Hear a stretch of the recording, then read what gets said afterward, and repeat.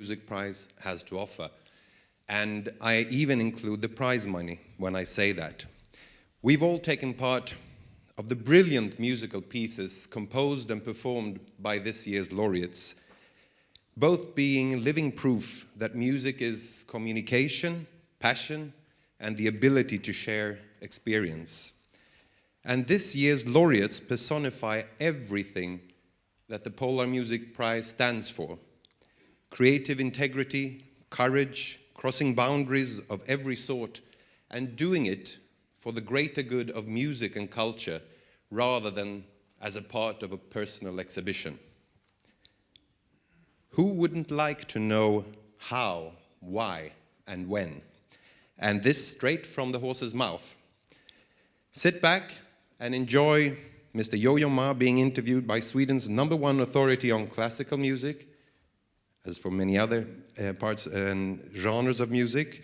Ladies and gentlemen, please welcome Camilla Lundberg and Polar Music Prize laureate, Mr. YoYo Ma.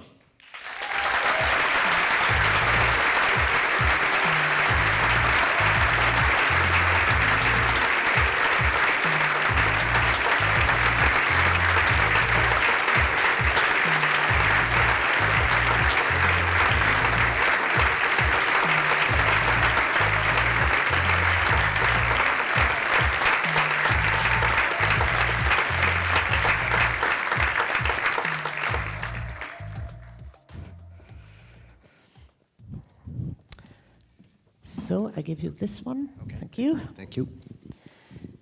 That's a beautiful instrument that just left the stage. Yes? Yes, it was very beautifully played by this gentleman right over there. It's beautiful.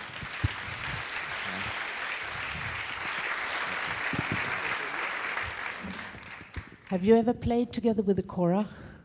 No, but maybe one day. Who Yes, knows, I'm sure. right? Because, I mean, how many are the instruments and different instrumentalists you have played with? You can't count them all.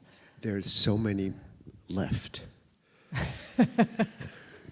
I can count the continents that you have explored as a musician and an artist. I mean, you've done Asian music, you've done African music, South American music, European music. So what about Australia, Aboriginal music? No, I have not. I have not even been to Australia. And the nice thing is, I think when you say that I've been to a lot of places, but actually I haven't. There's so many countries and there's so many people. I think one friend tells me there's 6,000 languages on this planet, and I can barely speak like 1.5. But you can speak the language of music. Well, I'd like to think so, Mm-hmm. But again, I think it gets split into many different forms, and I think Yes. one of the things we find out from right now that humans and living forms live in a very narrow band of temperature. Like if it gets too hot or too cold, it doesn't work. And I think it's the same thing with music.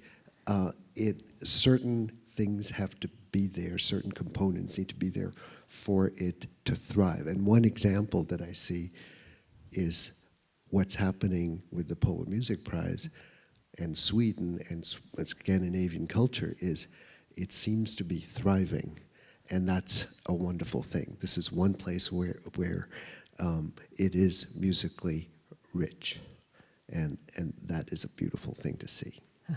Thank you on behalf of us Scandinavians.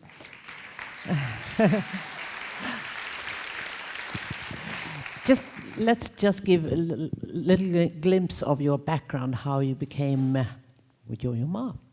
I understand when you grew up in Paris, you had a very ambitious father who made you practice a lot.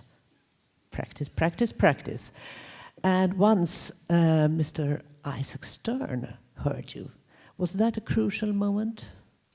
I think so. It was not only a crucial moment, it turned out to be a crucial 45 years or so, because I knew him for about that length of time.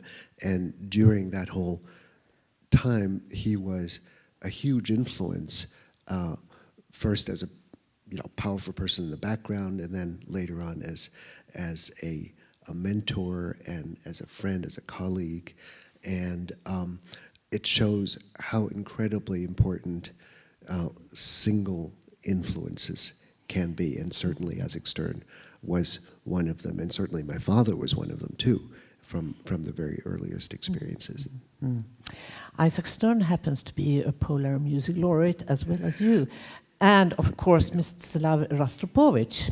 So now you come as the third great string player, and as a matter of fact, the string players sort of dominate when it comes to the classical Polar Music prizes. Can you guess why? We don't have pianists or wind players, and something with the string instruments. Well, it's interesting because you have a number of really wonderful composers, really great composers and musical spirits. I don't know why, because I'm not on the Polar Music Prize Award Committee, so I don't know the reasoning behind string players being recipients, but I could certainly theorize and be wrong. And I think the two string players that you named, Isaac Stern and Mstislav Rostropovich, are, to me, outsized figures, larger than life human beings that whose, although they're no longer with us, I still very powerfully feel their influence. Miss both of them tremendously. And when they were alive, felt their influence that went beyond what the notes that they played on stage. Yeah. I think it's much of what the Polar Music Prize celebrates is it's really people who were incredibly active in the world, thought about it and cared about it, and did things that somehow tried to transmit their feelings, knowledge, and passion of music to others. Like yourself. And what both Stern and maybe even more Rostropovich have done is to enlarge the repertoire for their instruments. And now you're continuing expanding the cello repertoire, but in other ways maybe than Rostropovich did, because I'm thinking, of course, of the Silk Road Project and other sort of non-Western classical repertoire. Well, I think one of the things, I certainly tried spending a good part of my 20s into the 30s trying to, in some way, understand what Slava Rostropovich did. And, he commissioned, I don't know whether you know, but literally hundreds of works for the cello, and, as you said, enlarged the cello repertoire by easily, tens of percents, like 30, 40%. And so many of the works that he had commissioned or strong-armed composers to write turned out to be now part of the classical repertoire for all cellists. And I think that he used to say that Shostakovich, Prokofiev, and Britain were his three universities that he has attended, and I think that's really true. And those works are somehow pillars of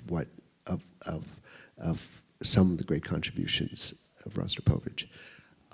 I think in my era, I think the very few people that I know, my age or younger, that grow up with one kind of music. Right, and I think, so what I love about the Polar Music Prize is that you're actually acknowledging that with the yearly awards that you give out, and I think that's a very creative approach to recognizing that we live in a very large world, Yes. and we're actually trying to find a common means of communication, literally for all the things that we heard, including the talk just before, Music for Peace. It's how we can find enough of a common language so that there is a musical literacy for all. You know, and I think that's, so the fact that we're speaking in English allows us to read any literature in translation, and I would like to hope that the same thing might be possible, that through any form of musical intent that we can have a shorthand for, we could then try to express and mutually understand any human emotion and inner life content that we'd like to. You are certainly a most creative virtuoso and artist, and I must just tell you how amazed I was in the 90s when it turned out that YoYo Ma had sort of been influential in 6 different films on 6 Bach suites. And they were actually shown, all of them, here in Stockholm. And I was sitting there with a picnic because I sort of devoured them all. And would you imagine there was one film which was a story where you acted as, I think, YoYo Ma? Yeah. Well, that's hard to do. You know, yeah, there was a film by a really great director, Atom Egoyan, and there was a film with skaters, top skaters. There was a kabuki player. Amazing! You were in the Piranesi Carceri. Yes. You created a Baroque garden in Boston, or now it's in Toronto. Toronto. Yeah. Yes, and it's yes. I mean, how come you did all this? I mean, Why am I so crazy? Is what you're asking? No, I think that was great. And mind you, it was always Bach suites. You all know the Bach suites. I mean, they're so important for cellists and for us who love cello. And these were the 6 suites transformed into 6 mostly different films. Well, I'm glad you brought this. I don't know whether Neve Fitchman is here today. Is he here? No. Was he one of the directors? But he was actually the producer for all 6 films, and he actually came to Stockholm to see this prize because these films were made over a course of about 5 years. Yes. And to me, that was a university degree, and to be able to have the chance to work with 6 different directors and 6 different artists. But if you'll bear with me for a moment, I'm just going to, in my non-linear way, try to describe why I did that. And you can decide for yourself whether this is a crazy thing to do or not. I met on vacation a judge who happened to be the head of the Schweitzer Foundation. And he, Mark Wolf, a federal judge in Boston, he said, YoYo, I'm going to do a symposium on the meaning of Schweitzer's life in Boston, and I want you to talk about Bach. Schweitzer, as you know, was a physician, a theologian, and a great organist and Bach scholar. So from reading Schweitzer, I gathered that Schweitzer made one of these parallels between words and music from looking at the cantatas, so that different musical notes or motifs would be equivalent to a certain emotion or character. And he was one of the first people to make that connection. And so in his writing of Bach, he said that Bach was a pictorial composer. Yeah, yeah. So at this time, I was playing Bach suites for friends' weddings and the same music for their memorial services. And I was wondering, what makes this music so wonderful that serves very opposite purposes? And if it's helpful to people, maybe it should be thought of, it could be exist in different forms. And suppose instead of my playing it, it was a piece of music resides in someone else's mind and imagination for a while, who's a master at something else. How would it come out? And so that was an experiment. And whether it's a garden or whether as a dance or as a film. So that's why, and it was really an experiment not to say this is what it should be, but rather that these are possibilities. And that's how the films came out. Well, you've been quite a lot into film business. I mean, what would Hidden Dragon, Crouching Tiger be without your playing? And It'd music still of be Hidden Tan Dan? Dragon and Crouching Tiger. Sorry, I always mix them up. I knew I would do it this time. Oh, no, it's all the same. They're interchangeable. Yeah. So, I mean, do you have an Oscar for it, haven't you? Actually, Tan Dan has an Oscar for it. I didn't compose the music. But you I played spent a number of hours in the studio playing around with certain themes, and that's the way the music turned out. Yeah. Well, thinking of the future, I mean, one says that to be able to play the Elgar like you did, I mean, you need a technique that takes some 10,000 hours of practice. Is that so, you think? I don't know whether it's 10,000 or 20,000 maybe? or 9,000 or 1,000. I think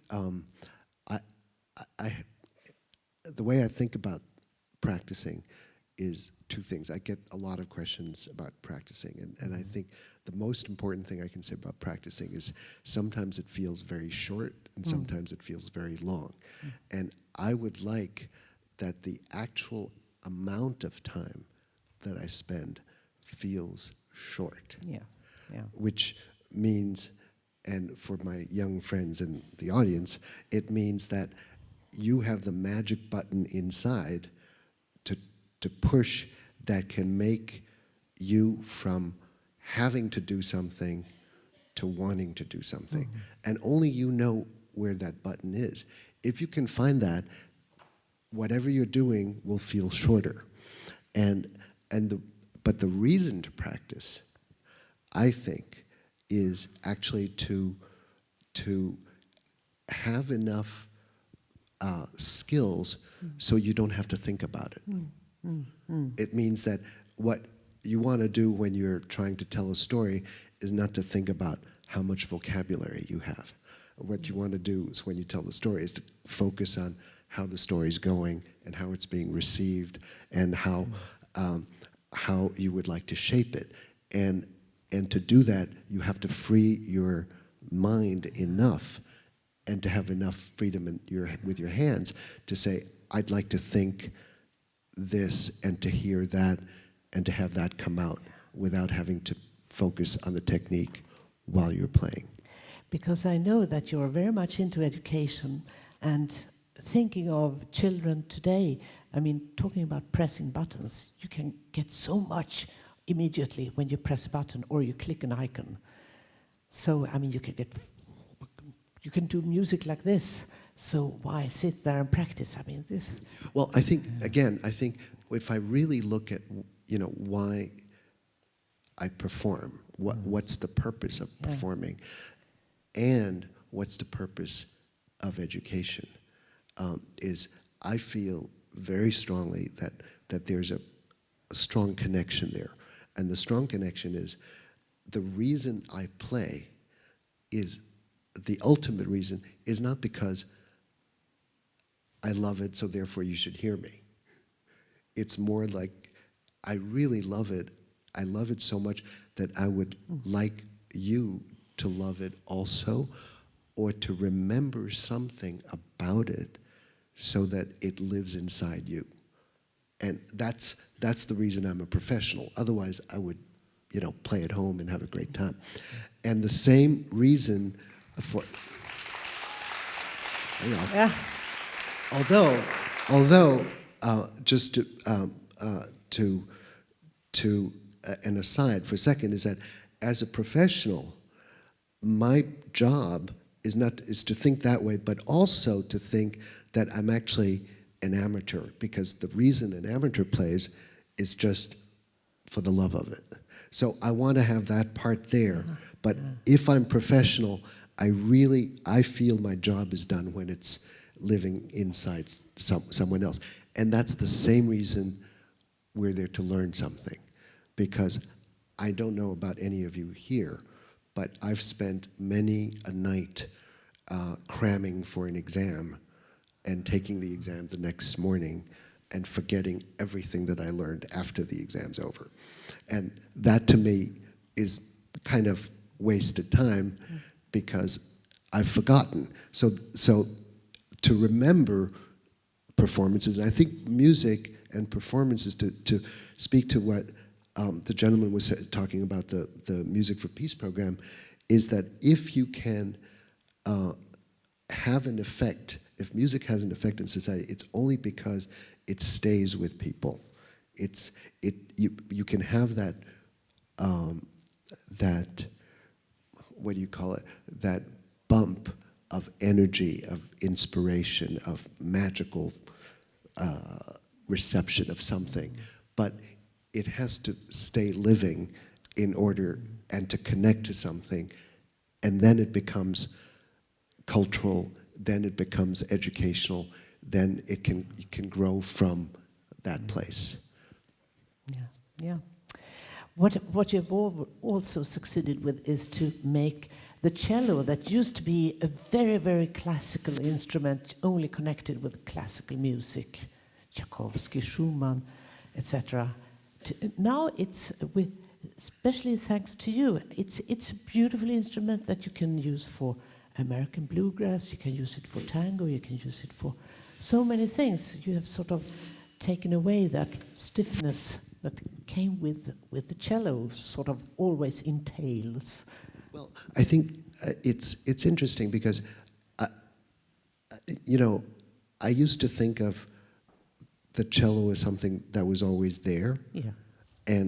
But actually I've learned lately that the cello wasn't always there.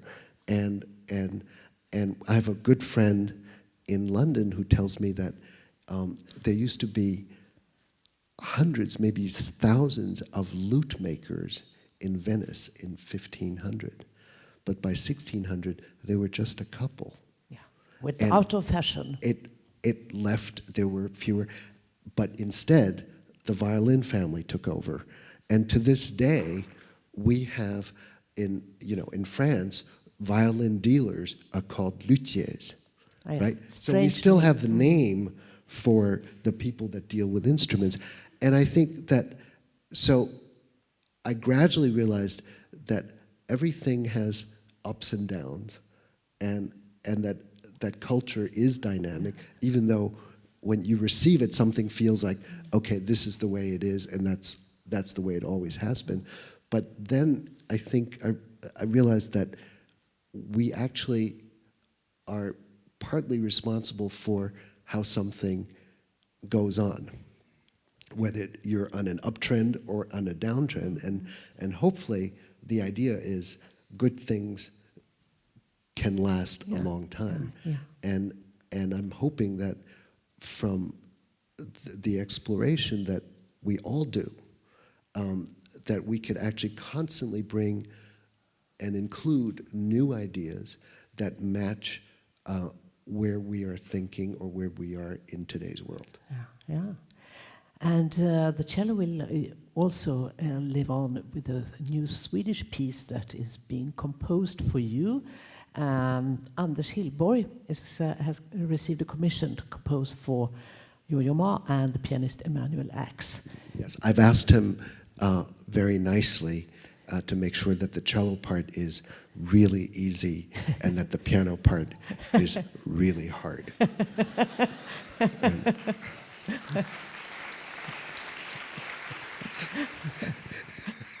Well, many of us here, I'm sure, were among those lucky ones who could hear you last Saturday when you played the Elgar, but also a piece written for you by John Williams, the film composer.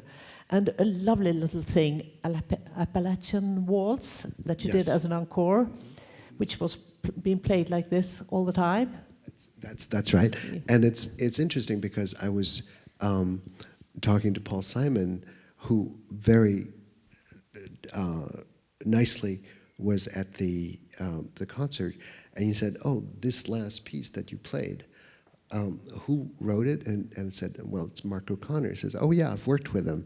So we have shared musicians in common that we've worked with, and there's a bridge that was, you know, a very, very nice example of music that bridged two people that knew of one another, but didn't know that we had actually quite a number of musicians that we Sure worked you with in have. common.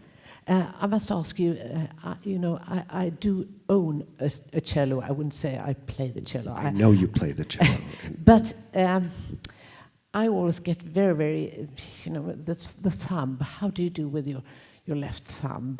Do you have? It's awful. Yeah, isn't it? I tried to get another one, Yeah. but there's a new design coming out in a couple of years.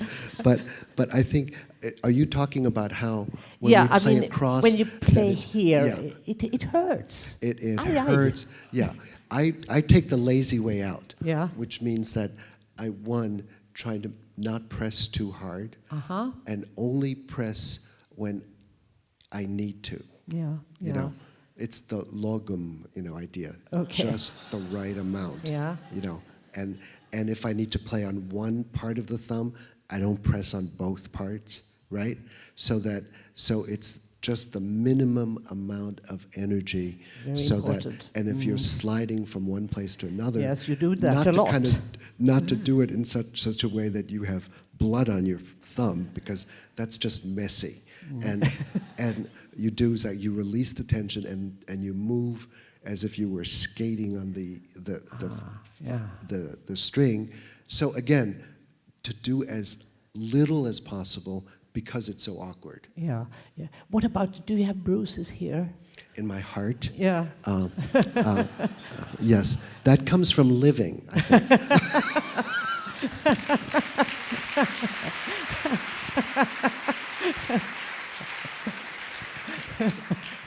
I don't expect you to open your shirt and show us, but I mean, the cello sort of.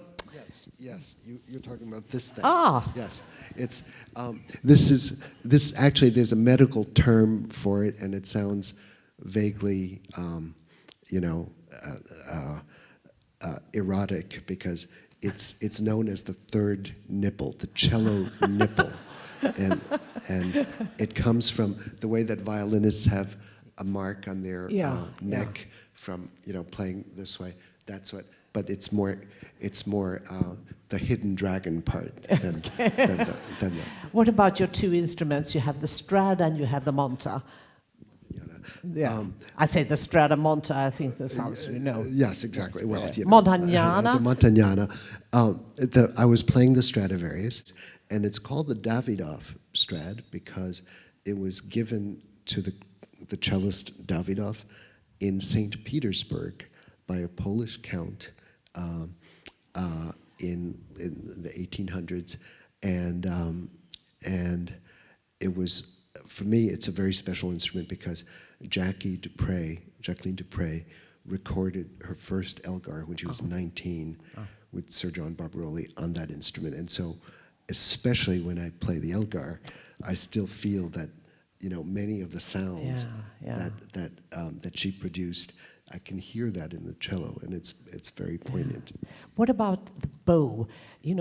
Everybody knows that a cello could be extremely expensive, but bows are also very, very expensive. Well, equipment. It's so.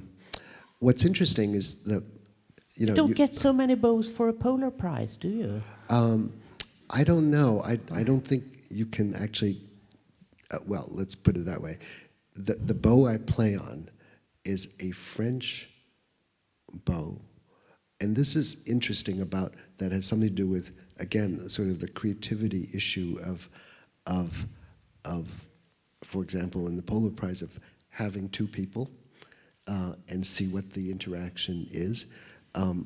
The bow maker was François Tourte, who was working in France, and I believe he was not working in the section of Paris that all bow makers lived. And so he was outside of the guild area, and he experimented with different forms and different wood. So it's a French bow, but with Brazilian wood, Pernambuco, which he discovered by accident. And from that moment on, all bow makers started to make bows in his style. And so he was a great innovator, and for some reason they sound fantastic on instruments. One more question about being a cellist, practical things like third nipple, like bows and so on. What is your relationship with the air companies? Yes, there's a lot of new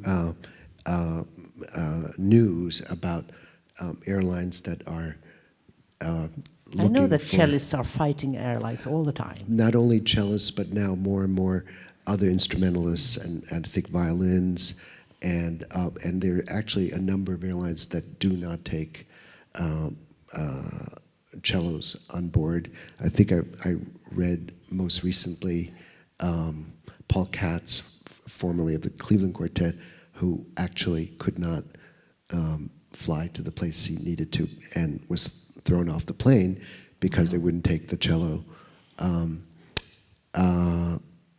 I think this is an issue, and I think this is one of those times when I think whoever can might want to write, and the airlines to try and discuss it to change the policy, because it just becomes impossible for an orchestra, for example, to arrive in a city with only the violas and the violins and you know. Okay, so we have some more time, yes? Yes. Oh, lovely. Yeah. Well, I should also tell the audience here, if you haven't read it already, that Mr. Ma has played for 8 presidents, starting with JFK.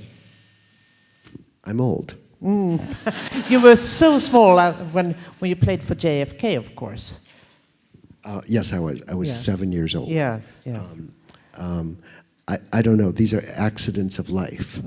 You know,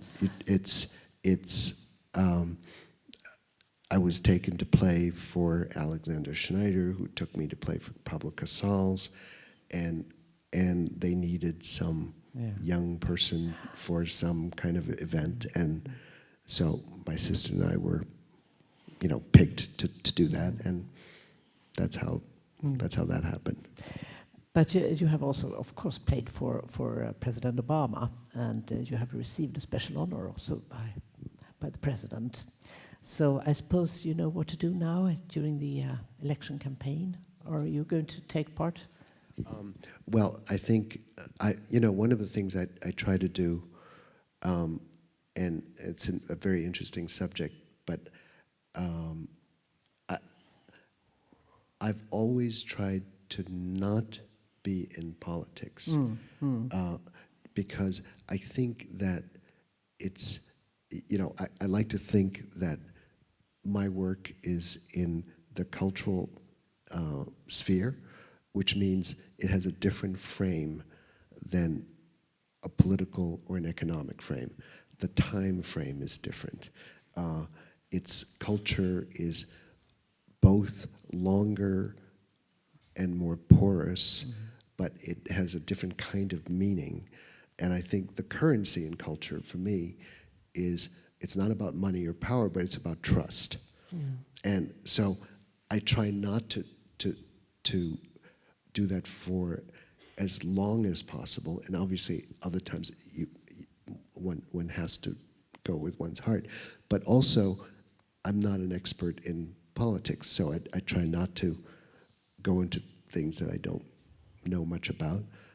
But I do appreciate very much, playing at President Obama's inauguration was absolutely an amazing thing. And I do serve on something called the Presidential Committee on Arts and Humanities, which actually tries and to look at, the state of the arts in education and in other areas, and I think that's we try to do what we can. I think you've said somewhere sometime that you're an optimist, but it's much more difficult to be, much harder work to be an optimist than to be a cynical, because it's much easier to be cynical, and because you have to fight to have hope. I think it's hard there are work. very few things that get accomplished if you're a pessimist. I think it's harder to accomplish things if you're a pessimist, but it's good to be a realist, but on the optimistic side of being a realist. And it's also nice to try and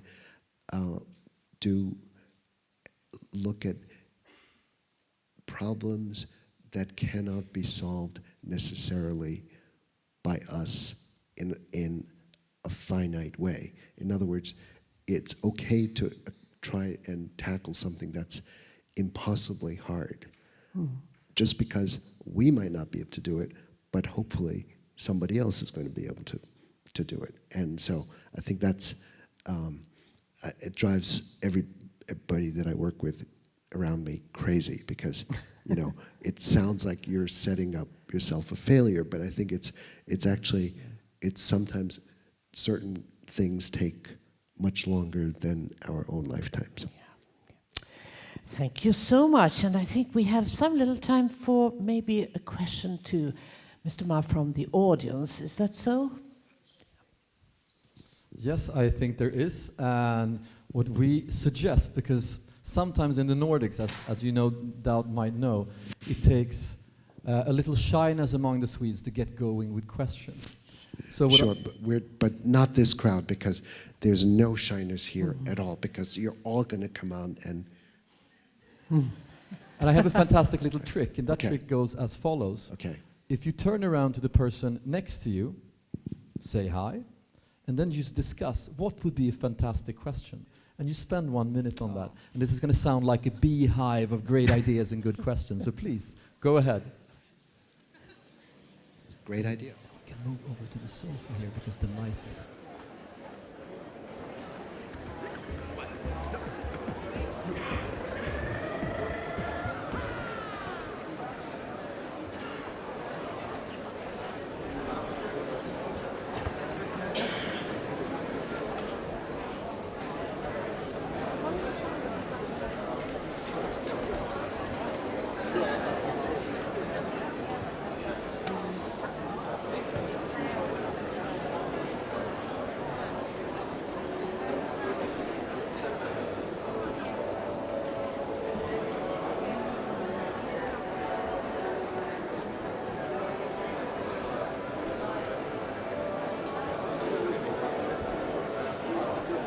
Hello. Hello. There we go. Yeah. No, I'll. Sorry. Okay, we're changing around. German television wants us to change around. We change around. They have a camera here, so now you're in Germany as well. Please have a seat. No, I think I'll kick it off with the question I have myself. I had such a fantastic time on stage last year with the former winners, or the winners from last year, Patti Smith and the Kronos Quartet. And I asked Kronos Quartet, what is music for you? And one of the gentlemen said, well, every tone is like a new person, somebody I want to get to know with distinct character, somebody I want to meet. And if it's the right meeting, it's the most beautiful thing. And I looked at that and I wondered, because I don't see music that way, I'm not playing music. Then I asked Patti the same question, and she said, hell, anybody can play rock and roll. It's just a way for me to scream my poems that I care a lot about. It's everybody's music. And between these two different ways of looking at music, that expanded my perspective of music tremendously. So I just want to, how do you see that? What is music for you? What is a tone? What is sort of... Well, it's, could I try for a definition that's kind of in between the two of them? Please. In the sense that, what I say to myself as well as to any young person who's playing, or an older person who's playing, is that I think anybody can produce a tone, but it's how you connect the first tone to the second tone that makes it very individual. So it's like playing chess. The first move anybody can make, but a couple moves down, it becomes evident what, you know, who you are. And I think the more tones you connect, the more you're showing what your intentions are.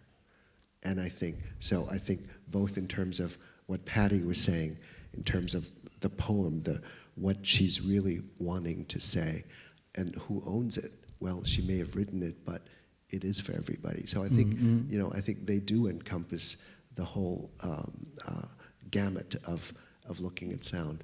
So I would like to choose something slightly in between. Very, very, and that's applicable to so many other creative processes and industries. I'm an entrepreneur myself. I see exactly the same thing. Anybody can start a business, but it's the next step that sort of defines if it's a good business or not, or if it's meaningful. Right. And speaking of entrepreneurs, I think one of the things that I think is interesting about the creative aspects of music is, you know, the saying that the interesting things happen at the intersections. Right? It's like, so what do you, at what point do you make a sound that responds to an inner need, and at what point does that need meet someone else's need? You know, you want to always find those sort of border moments, and to be able to understand what happens on either side of it. I'll have the first question. I'm thinking a lot about what Rolf Scheldebrandt told us earlier about urban development and music being sort of a force for urban development. And I'm thinking, if I could ask you, how do you see classical music taking a larger place in contemporary society and being sort of that changing force for young people? Because when you think about music today, it's pop music, rap music, street music. You don't see classical music taking that space. Could you comment on that, please? Yes, I think that, let me think for a second. The way I think that, there are going to be two parts to this answer. The first part is that I think in terms of responding to need, the gentleman earlier who spoke about, you know, music and peace talked about how the collaborative aspects of singing and music making actually have an impact on reducing violence in schools, and I'd like to go further and to describe the 4 different qualities that people often talk about in terms of what we need in an educated workforce in today's world, which involve, and the 4 qualities are, the first one's collaboration and flexibility, imagination, and innovation. And all 4 of these qualities, I think, are ones that musical involvement tends to foster. And in particular, I think collaboration and the idea of having a disciplined imagination. And by disciplined imagination, I mean the ability to layer on a number of different and artificial realities on top of one another. So imagination, not as a talent, but something that you can actually practice, which leads us to then understanding what is not you. And I think that's the qualities. But specifically in terms of what I think music or classical music or world classical music or whatever you want to call what we do, both at the Silk Road Project and what I also do at the Chicago Symphony, is we've been working for the last number of years with 6th graders in New York schools, in inner city schools, and trying to develop the idea of passion-driven learning. So the idea that, and through arts integration. So it's not like, okay, we're going to now do painting, now we're going to do music, but rather to bring all those forms in order to make learning incredibly exciting. I think that's one way that we do it. And another way that we've tried to do more recently at the Silk Road Project, not only in the work at schools, is to try and start the idea of a field of cultural entrepreneurship. So to take what undergraduates do so well, which is to get involved in activities that they find they're passionate about. But if you happen to be in the humanities or in the arts, and you're told that actually there are very few places for you, then why not look for where these take your passion and to find where it might be needed in society. And I think that's one great example for a social entrepreneur that I know of is what Wendy Kopp has done for Teach for America. And in 20 years has developed a huge number of people that would volunteer and teach in schools all around the country. So these are just some ideas that we're thinking about. Hello, what's your name? My name is Giorgio. And what do you do? I play the cello. Do you play the cello? Giorgio, I know you. I met you. Yeah. Come up here on stage. This is actually my favorite cellist Here. coming up on stage. So how are you today? I'm fine, thank you. Yeah. Do you have a question? Yeah, I wonder what age you started to play the cello. At what age? I was 4. How old are you? I am 11. You're 11. And when did you start? I started when I was 6. Oh, that's very good. That's better than 4. I think 4 is a little too young. You know why? I couldn't find a chair to sit on.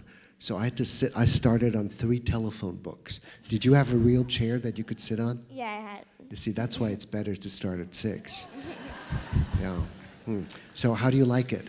It's really fun. It's pretty good? Yeah. What do you like about it most? Everything I like about it. Everything? You like to Yeah. make sounds? Do you imagine something and then you play it? Or what? Tell me what you like to do with the cello. I just like to play the tones out and yeah. Yeah, making those sounds, huh? Yeah. Do you have a favorite string? Maybe the G string. The G string. Yeah. Yeah. Well, it's The G string? It's good. It's kind of deep. It's deep and it's not the highest string and it's not the lowest string, but it's very, very, very rich sounding, isn't it? Yeah. That's great. Do you have a question for me? Another one? I have a question for you. What advice would you give an extremely talented young cellist that wants to devote his life into taking music to new dimensions? Wow. Is that what you want to do? Yeah. Okay. I knew that. You knew I that. didn't make that up. Okay. All right. I think, if you are already really interested in playing the cello, I would say the thing to do is to make sure that you find out all the things that keep you interested. So any idea that you have or in any class that you go through, the more ideas you have, the more connections you have to the world around you, and you can translate it into sound and turn it into, sounds that you make or that you dream up or you make others dream up with you, or, all those different combinations. It's like you're already started, but the more connections you make to the world and translate it into sound, and if that keeps you interested, just keep going. Okay? Okay. All right. Thank you Giorgio, very much. Glad to meet you again. Hey, Mr. Ma. Hey. I have a question. Hay's for horses. Huh? No, sorry. Hey. Sorry. Oh, okay. I know you say hey. Thank you, thank you. You say hey in Sweden, but ma in Chinese is horse. I say hey is for horses. Well, that's You know, good. that's sort of when I like go it. to China. So Exactly. That's great. But that's also an expression. Hey is for horses, so I have a question about performing. it takes its toll to perform, and it's very stressful. And I was just wondering, how do you cope with all the demands, and where do you go to relax? How do you find relaxation and basically maybe find the core of you, what you want to do, basically? So performance is stressful. Questions about relaxation. Can I ask you a question? Absolutely. What do you do? How do you deal with it? What are the issues that, in terms of performance? I take it you're a musician. Yes, yes. Okay. Hey. This is actually my first day of school at Kulturama, and it's as a singer-songwriter. So it's basically singing about, performing songs that I've written, and that I, like you said, I wanted to be, the result would maybe be that it would stick, that it would matter to people, instead of just singing a cover song or something like that. So basically, I think you're addressing the issue of vulnerability. Yes. Right? Because if you want to do something that's very personal, that's very individual, you want to go deep inside, it's pretty scary because, you might sing something and people will laugh at you, right? I think the greatest fear is, I think, probably, it's something that goes from ridicule to criticism, right? Oh, it's really awful.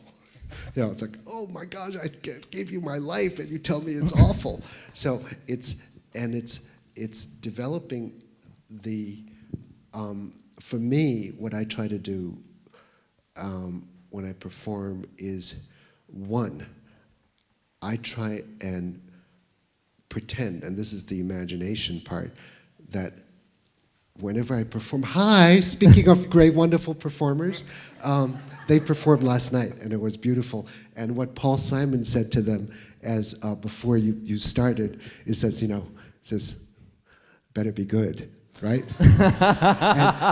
But I thought that was great because that's exactly what you were thinking. The fact that he was able to say it out, didn't that relax you?